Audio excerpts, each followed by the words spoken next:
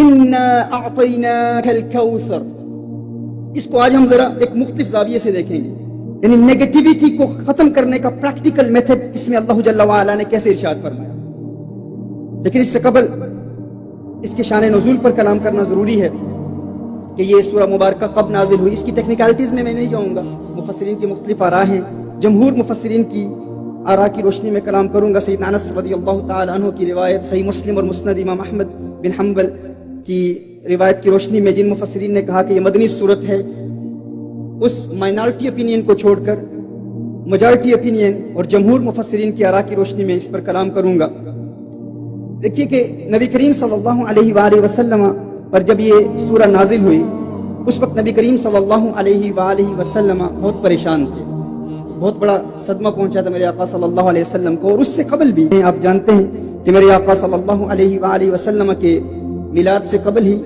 حضرت عبداللہ رضی اللہ تعالی عنہ، میرے آقا صلی اللہ علیہ وسلم کے والد کا انتقال ہو جاتا ہے۔ 6 سال کی عمر میں سیدتنا آمنہ رضی اللہ تعالی عنہ بھی پردہ فرما جاتی ہیں، اور پھر حضرت عبد المطلب رضی اللہ تعالی عنہ کا بھی انتقال ہو جاتا ہے، اور ابو طالب جنہیں میرے آقا صلی اللہ علیہ وآلہ وسلم سے بہت محبت تھی، زندگی کے ہر مرحلے میں میرے آقا صلی اللہ علیہ وسلم کی مدد کرتے رہے، ان کا بھی انتقال ہو گیا۔ اور میرے آقا صلی اللہ علیہ وسلم کی زوجہ حضرت ام المؤمنین خدیجہ الکبریٰ رضی اللہ تعالی عنہا، آپ کے بطن سے اللہ جل وعلا نے نبی کریم صلی اللہ علیہ وسلم کو 6 بچے عطا فرمائے، 4 بیٹیاں اور 2 بیٹے۔ سب سے بڑے بیٹے جو ہیں ان کا نام جناب قاسم رضی اللہ تعالی عنہ ہے، پھر ان کے بعد سیدتنا زینب رضی اللہ تعالی عنہ، پھر جناب عبداللہ، اور جناب قاسم اور عبداللہ یہ طیب و طاہر جو نام ہے یہ انہی کے ہیں۔ کچھ لوگ سمجھتے ہیں کہ شاید 4 بیٹے ہیں، عبداللہ، قاسم اور پھر طیب و طاہر۔ طیب و طاہر یہ انہی کے نام ہیں۔ ابو القاسم نبی کریم صلی اللہ علیہ وسلم کی جو کنیت ہے وہ بھی جناب قاسم کے حوالے سے۔ تو پھر ام کلثوم ہیں، سیدہ رقیہ ہیں، سیدتنا فاطمہ الزہرا رضی اللہ تعالی عنہا، اور مدنی دور کے آخر میں سیدہ ماریہ سے میرے آقا صلی اللہ علیہ وآلہ وسلم کے بیٹے جناب ابراہیم رضی اللہ تعالی عنہ، اور وہ بھی ان کا بھی انتقال ہو جاتا ہے۔ تو آپ یہ تصور کر سکتے ہیں کہ میرے آقا صلی اللہ علیہ وآلہ وسلم نے زندگی میں کس قسم کی مصیبتوں کا سامنا کیا، کس قسم کی تکالیف کا سامنا کیا، اور میرے آقا صلی اللہ علیہ وسلم کے بیٹے جناب قاسم کا بھی انتقال ہو جاتا ہے۔ اور جب انسان اس قدر پریشان ہو، تکلیف میں ہو، تو اکثر انسان گھر جاتا ہے، اپنی فیملی سے بات کرتا ہے، اپنی بیوی سے بات کرتا ہے، اور میرے آقا صلی اللہ علیہ وسلم کی زوجہ حضرت خدیجہ الکبریٰ رضی اللہ تعالی عنہا، ان کا بھی انتقال ہو جاتا ہے۔ آقا صلی اللہ علیہ وسلم کے صاحبزادے جناب عبداللہ رضی اللہ تعالی عنہ، ان کا بھی انتقال ہو جاتا ہے۔ اب ان کے انتقال کے بعد میرے آقا صلی اللہ علیہ وسلم کو شدید صدمہ پہنچا۔ مکہ المکرمہ میں میرے آقا صلی اللہ علیہ وسلم کے پڑوسی جو اسلام کا بدترین دشمن تھا، ابو لہب، نبی کریم صلی اللہ علیہ وسلم کا چچا، حضور کا نیبر تھا۔ جس طرح آج ہمارے پاکستان میں گھر ہوتے ہیں، یہ بنگلوز اور کوٹھیاں وغیرہ نہیں، جو پرانے ہمارے گھر ہوتے ہیں، حضور اکرم صلی اللہ علیہ وسلم کے دور میں بھی ایسے گھر تھے۔ یعنی پہلے آپ کا صحن ہے سامنے، اور صحن کے پیچھے آپ کی لیونگ روم ہے یا آپ کی بیڈ روم ہے، اور بڑی تھن دیواریں ہوتی تھی، بڑی پتلی دیواریں ہوتی تھی۔ یعنی بیڈ روم میں بھی اگر کوئی کلام کیا جائے تو آپ کا پڑوسی آپ کی آواز کو سن لیتا تھا۔ اور پھر جو آپ کا صحن ہے، جس طرح یہاں پاکستان اور ہندوستان میں گھر ہوتے ہیں، ہمارے آج بھی آبائی علاقوں میں ویسے ہی گھر ہیں کہ پیچھے آپ کی بیڈ روم ہے اور بیڈ روم کے سامنے آپ کا صحن ہے، اور صحن پر جو ہے اوپر چھت نہیں ہوتی،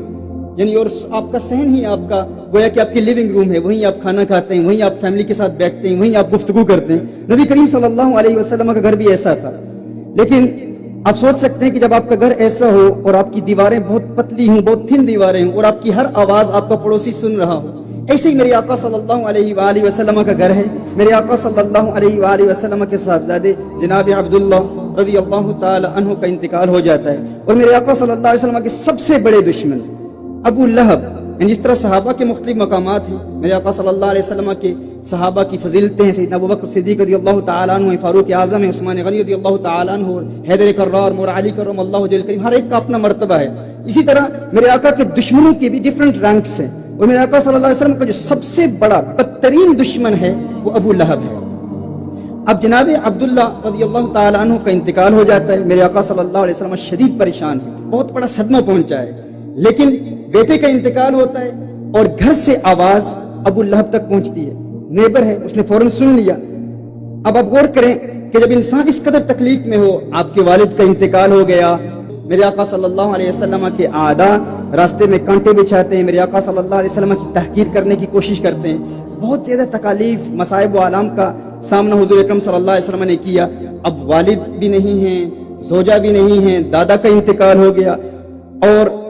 اب پہلے بیٹے کا بھی انتقال ہو گیا، دوسرے بیٹے کا بھی انتقال ہو گیا، اور اب فوراً انسان اس وقت چاہتا ہے کہ کوئی رشتہ دار ہو، کوئی فیملی ممبر ہو، کوئی سہارا بنے، کوئی تسلی دے، کوئی آ کے کہے کہ میں آپ کا غم اور آپ کی پریشانی آپ کے ساتھ شیئر کروں گا۔ لیکن اس وقت جب انسان کو یہ توقع ہوتی ہے کہ کوئی دوست ہو، کوئی اپنا ہو، کوئی محبت کا اظہار کرے، اس وقت جو اپنا ہے، جو بظاہر رشتہ دار ہے، ابو لہب ہے، اور ابو لہب کیا کہہ رہا ہے؟ وہ اعلان کر رہا ہے، ایک بچے کی موت کا جشن منا رہا ہے، علیہ باللہ۔ وہ کہہ رہا ہے قد بطر محمد اللیل، نبی کریم صلی اللہ علیہ وسلم علیہ باللہ آج ابتر ہو گئے۔ اب ابتر کسے کہتے ہیں؟ جس کی نسل کٹ گئی ہو، جس کا سلسلہ منقطع ہو چکا ہو۔ یعنی ابو لہب اعلان کر رہا ہے، خوشی کا اظہار کر رہا ہے کہ آج محمد ابتر ہو گیا، علیہ باللہ۔ اور ایک روایت کے مطابق عاص بن وائل نے بھی ایسے کہا، اور پھر ایک اور روایت میں کعب بن اشرف یہودی جو ہے وہ جب آتا ہے تو حضور اکرم صلی اللہ علیہ وسلم کے دشمنوں نے کہا نبی کریم صلی اللہ علیہ وسلم کے حوالے سے، الا ترى هذا الصبي المبتدر من قومه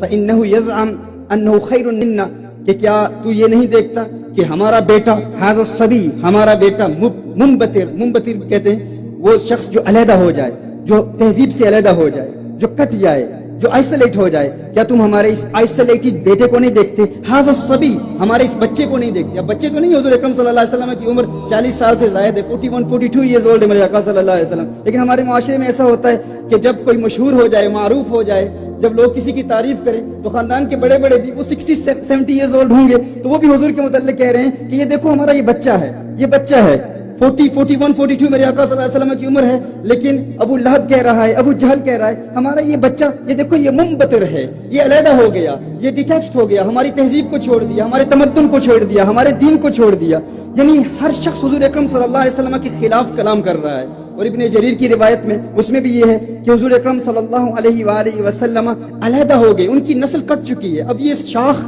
سوکھ چکی ہے۔ حضور اکرم صلی اللہ علیہ وسلم جب تک زندہ رہیں گے ان کا پیغام رہے گا، لیکن حضور اکرم صلی اللہ علیہ وسلم کے پردہ فرمانے کے بعد اب ان کا کوئی جانشین نہیں ہے، اب ان کا کوئی ریپرزینٹیٹیو نہیں ہے جو ان کے پیغام کو آگے پھیلائے گا۔ اب سوچیں کہ جب انسان چاہتا ہے کہ میرا کوئی فیملی ممبر میرا ساتھ دے، اس وقت وہی فیملی ممبرز ایک بچے کی موت پر جشن منا رہے ہیں، خوشیوں کا اظہار کر رہے ہیں اور اعلان کر رہے ہیں کہ محمد کا سلسلہ منقطع ہو چکا، یہ علیحدہ ہو چکا، اس کی نسل کٹ چکی ہے، علیہ باللہ۔ جب ایسا کلام لوگ کر رہے ہوں اس وقت انسان کے دل کی کیفیات کیا ہوتی ہیں؟ آپ تصور کر سکتے ہیں، آپ سوچ سکتے ہیں کہ حضور اکرم صلی اللہ علیہ وآلہ وسلم کے دل پر کیا گزر رہی تھی اس وقت۔ اس حالت میں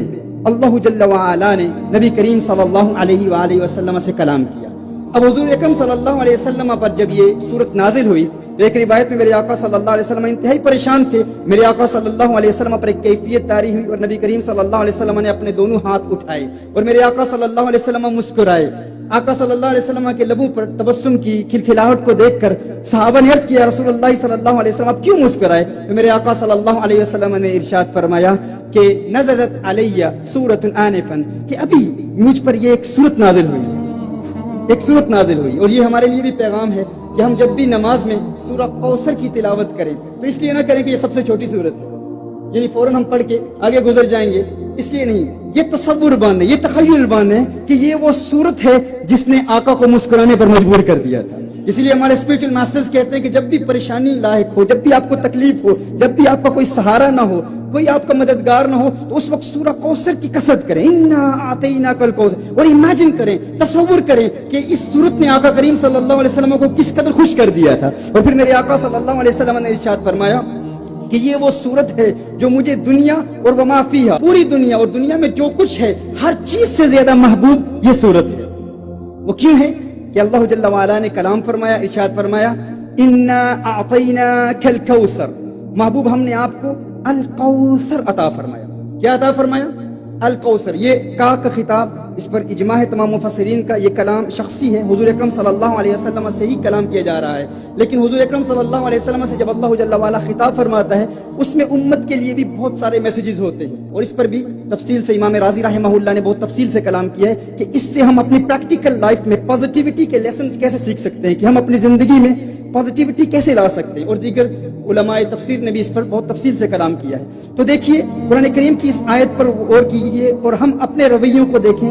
اپنی اپروچ کو دیکھیں۔ جب ہمیں کوئی تکلیف پہنچتی ہے، جب ہمارے خلاف کوئی بندہ کلام کر رہا ہوتا ہے، ہماری تحقیر کر رہا ہوتا ہے، ہماری تذلیل کرنے کی کوشش کرتا ہے، ہمیں ایکسپوز کرنے کی کوشش کرتا ہے، ہمارے خلاف کلام کر رہا ہوتا ہے، یا اگر ہم کوئی بزنس شروع کرنا چاہیں، کوئی کاروبار شروع کرنا چاہیں تو کہا جاتا ہے تو ناکام ہو جائے گا، تیرے لیے پاسبل ہی نہیں ہے۔ یعنی یہ نیگیٹیوٹی ہماری زندگی میں، جس طرح اسٹوڈنٹ سے ملتے ہیں وہ کہتے ہیں یہاں پر ہمارے پاس وسائل ہی نہیں ہیں، آپ نہیں جانتے، آپ انگلینڈ سے آئے ہیں، امریکہ میں موٹیویشنل لیکچرز آپ ڈیلیور کیا کریں، آپ یورپ میں یہ باتیں کیا کریں، یہاں تو سفارش چلتی ہے، یہاں تو کانٹیکٹس چلتے ہیں، یہاں تو جب تک آپ کے تعلقات اور روابط اور مراسم پولیٹیشنز کے ساتھ نہ ہوں، یا آپ کے پاس ریفرنسز نہ ہوں، یا آپ کے پاس کوئی پرچی نہ ہو، یا آپ کا فیملی بیک گراؤنڈ نہ ہو، تعلقات کچھ بڑے لوگوں سے نہ ہوں، اس وقت تک آپ کامیاب نہیں ہو سکتے۔ اور اگر میں نے یہ قدم اٹھایا، اگر اپنے کمفرٹ زون سے میں باہر نکلا اور ناکام ہو گیا تو زمانہ کیا کہے گا، لوگ کیا کہیں گے، میرے دوست کیا کہیں گے، میرے رشتہ دار کیا کہیں گے، یہ نیگیٹیوٹی ہمارے اندر پیدا ہو جاتی ہے۔ اور پھر کچھ اداس لوگوں کا ساتھ بھی ہوتا ہے،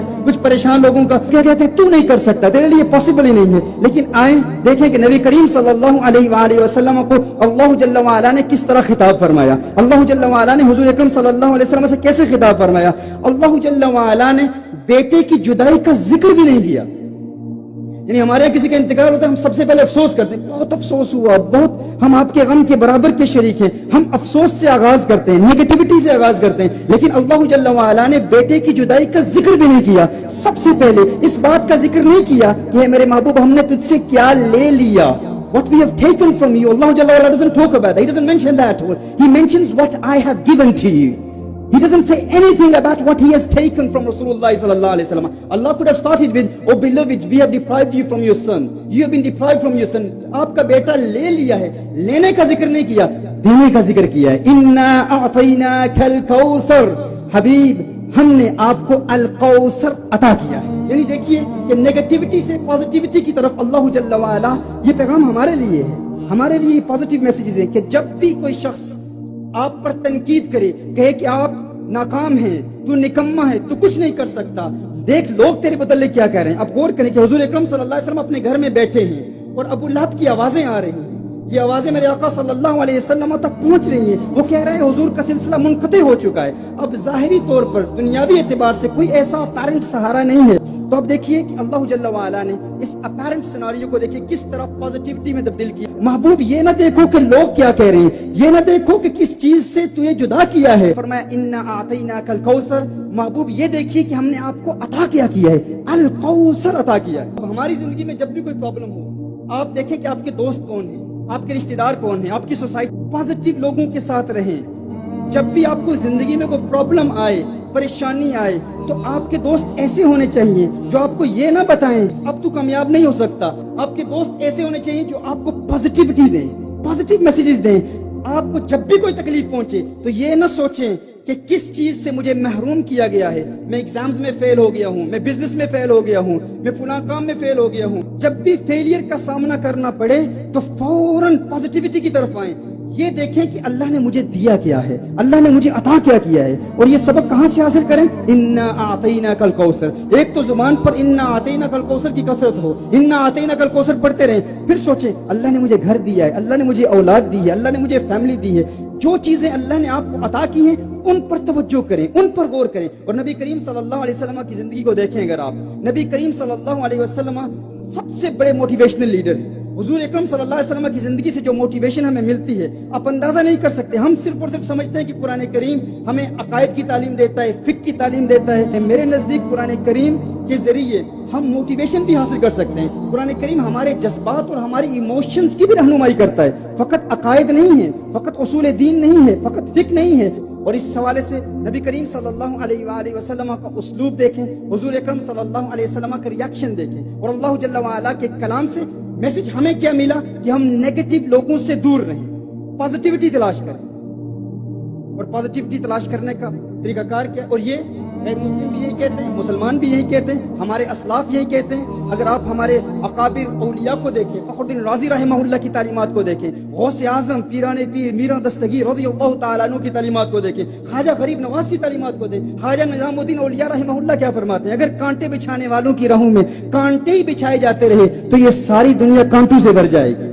ہم نے کسی سے مقابلہ نہیں کرنا، لوگ ہمارے متعلق جو کچھ بھی کہیں ہم نے ان کی تنقید نہیں کرنی، نہ ہی ان سے جھگڑا کرنا ہے، ہم نے دیکھنا ہے انا اعطیناک الکوثر، ہے حبیب ہم نے آپ کو الکوثر عطا کیا۔ یہ نہ سوچے لوگ کیا کہہ رہے ہیں، یہ دیکھیں کہ اللہ نے ہمیں کیا دیا اور اس کا بیسٹ استعمال ہم کیسے کر سکتے ہیں۔